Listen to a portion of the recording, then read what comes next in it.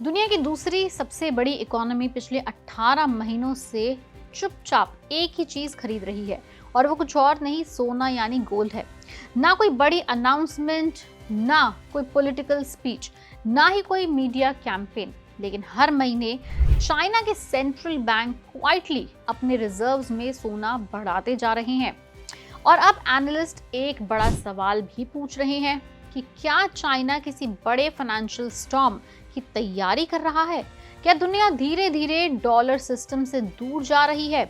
और क्या आने वाले समय में गोल्ड फिर से ग्लोबल पावर का सबसे बड़ा हथियार बनने वाला है? क्योंकि जब दुनिया की दूसरी सबसे बड़ी इकोनॉमी अग्रेसिवली गोल्ड खरीदना शुरू करती है तो उसका असर सिर्फ गोल्ड प्राइसेस पर नहीं, पूरी ग्लोबल इकोनॉमी पर भी देखने को मिलता है। और शायद यही वजह है कि आज गोल्ड रिकॉर्ड हाईज के आसपास ट्रेड कर रहा है। सेंट्रल बैंक लगातार गोल्ड खरीद रहे हैं और इंडिया जैसे देशों पर भी इसका सीधा असर पड़ता दिखाई दे रहा है। तो सवाल यह है कि चाइना आखिर इतना गोल्ड खरीद ही क्यों रहा है? अब पहले नंबर समझते हैं। अप्रैल 2026 तक चाइना की ऑफिशियल गोल्ड रिजर्व्स लगभग 74.64 मिलियन फाइन ट्रॉय आउंसेस तक पहुंच चुका है। अगर इसे टन्स में कन्वर्ट करें तो ये लगभग 2320 टन से ज्यादा गोल्ड होता है, विच इज एक्चुअली ह्यूज। और सिर्फ अप्रैल 2026 में चाइना ने करीब 2,60,000 आउंसेस गोल्ड खरीदा, यानी लगभग 8 टन से ज्यादा का गोल्ड, और वो भी सिर्फ एक महीने में। और ये इस साल का सबसे बड़ा मंथली एडिशन रहा। लेकिन कहानी सिर्फ एक महीने की नहीं है। चाइना लगातार 18 महीनों से ऑलमोस्ट हर महीने गोल्ड जोड़ता जा रहा है। मतलब ये रैंडम बाइंग तो नहीं है, बल्कि एक carefully planned long term strategy लगती है।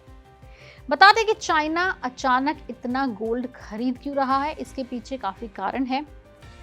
एक, वॉर सैंक्शंस और जियोपॉलिटिकल फियर। आज दुनिया सिर्फ ट्रेडिशनल वॉर नहीं देख रही है, इकोनॉमिक वॉर भी चल रही हैं। US China tension, Russia Ukraine war, middle east conflict, trade sanctions, dollar weaponization, इन सब ने देशों को डरा के रखा है। रशिया के फॉरेन रिजर्व्स फ्रीज होने से बंद कई देशों को एहसास हुआ है कि डॉलर एसेट हमेशा पूरी तरह सेफ नहीं है। अगर जियोपॉलिटिकल टेंशंस बढ़े तो सैंक्शंस फाइनेंशियल सिस्टम को वेपन बना सकते हैं। लेकिन सोना, उसे फ्रीज करना मुश्किल है। किसी दूसरे देश की लायबिलिटी क्योंकि वो नहीं है, और क्राइसिस के समय उसकी डिमांड बढ़ जाती है। यही वजह है कि दुनिया भर के सेंट्रल बैंक्स अब गोल्ड को अल्टीमेट सेफ्टी एसेट की तरह देख रहे हैं। दूसरा बड़ा कारण है डॉलर डिपेंडेंस को कम करने की कोशिश। तो बता दें कि चाइना के पास लगभग 3.2 ट्रिलियन डॉलर्स के फॉरेक्स रिजर्व्स मौजूद हैं। लेकिन इसका बड़ा हिस्सा ट्रेडिशनली डॉलर एसेट्स में रहा है। अब ऐसे में अगर डॉलर कमजोर रहता है तो यूएस चाइना रिलेशंस और खराब हो सकते हैं, या फिर फाइनेंशियल सैंक्शंस का खतरा बढ़ता है तो चाइना के रिजर्व्स पर रिस्क भी बढ़ सकता है। इसलिए चाइना धीरे धीरे डॉलर एक्सपोजर कम कर रहा है, गोल्ड होल्डिंग्स बढ़ा रहा है और फ्यूचर फाइनेंशियल शॉक्स के खिलाफ हेज बना रहा है। तीसरा बड़ा कारण है आरएमबी को मजबूत दिखाने की स्ट्रैटेजी। चाइना सिर्फ गोल्ड नहीं खरीद रहा, वो अपनी करेंसी आरएमबी यानी रेनमिबी को भी ग्लोबली मजबूत दिखाना चाहता है। क्योंकि किसी भी करेंसी की क्रेडिबिलिटी तभी बनती है जब उसके पीछे मजबूत इकोनॉमी, बड़े रिजर्व्स और स्ट्रैटेजिक एसेट हों। गोल्ड रिजर्व्स उस कॉन्फिडेंस को बढ़ाता है, यानी चाइना इनडायरेक्टली सिग्नल दे रहा है कि हम सिर्फ डॉलर पर डिपेंडेंट नहीं हैं। पूरी दुनिया अब गोल्ड क्यों खरीद रही है उस पर भी नजर डालते हैं। अब यहाँ सिर्फ चाइना अकेला नहीं है।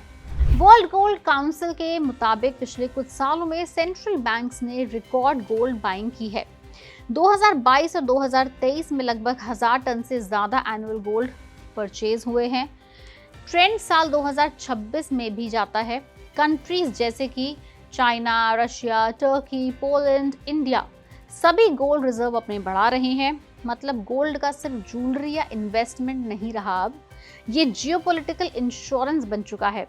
इसका असर गोल्ड प्राइसेस पर कैसे पड़ रहा है वो भी समझ लेते हैं। जब वॉर और अनसर्टेनिटी बढ़ती है, इन्वेस्टर्स सेफ एसेट्स में शिफ्ट होते हैं, तो गोल्ड प्राइसेस और स्ट्रांग होते हैं और उसको एक सपोर्ट माना जाता है।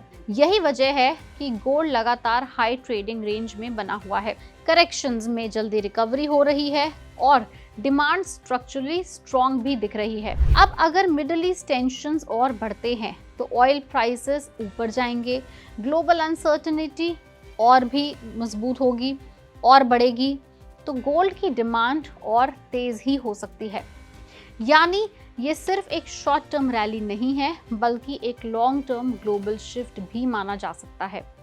इंडिया पर भी इसका थोड़ा सा असर पड़ेगा, क्योंकि इंडिया के लिए भी एक काफ़ी बड़ा चैलेंज है। इंडिया हर साल लगभग 700 से 800 टन गोल्ड कंज्यूम करता है, लेकिन डोमेस्टिक प्रोडक्शन सिर्फ 1 से 2 टन के आसपास ही है। यानी कि बचा हुआ सारा गोल्ड देश को इंपोर्ट करना पड़ता है और यही प्रॉब्लम बनती है, क्योंकि ऑयल भी डॉलर में इंपोर्ट होता है, गोल्ड में भी डॉलर इस्तेमाल होता है, और जब वॉर या ग्लोबल टेंशन बढ़ती है तब ऑयल महंगा होगा, गोल्ड की डिमांड बढ़ेगी, मतलब इंडिया पर डबल प्रेशर पड़ेगा, दोनों की पेमेंट डॉलर से जाएगी।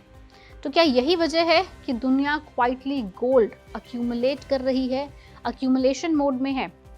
क्योंकि शायद ये सिर्फ एक कमोडिटी साइकिल नहीं है, बल्कि ग्लोबल फाइनेंशियल पावर शिफ्ट की शुरुआत है। और अगर ऐसा हुआ तो आने वाले समय में सिर्फ गोल्ड इन्वेस्टर्स नहीं, बल्कि अब पूरी दुनिया की इकोनॉमीज बदल सकती हैं। तो अगर आपको लग रहा है कि सिर्फ चाइना ही चुपचाप गोल्ड खरीद रहा है, तो ऐसा सच नहीं है। चाइना भी बड़े पैमाने पर गोल्ड खरीद रहा है, लेकिन दूसरे देश भी खुद को और अपने सिटीजन्स को प्रोटेक्ट करने के लिए बड़े पैमाने पर गोल्ड खरीद रहे हैं। आपका क्या मानना है? क्या सच में इस तरह के जियोपॉलिटिकल टेंशन में गोल्ड एक सेफ हेवन यानी सहारा बनता है या नहीं? हमें नीचे कमेंट सेक्शन में लिख के जरूर बताएं।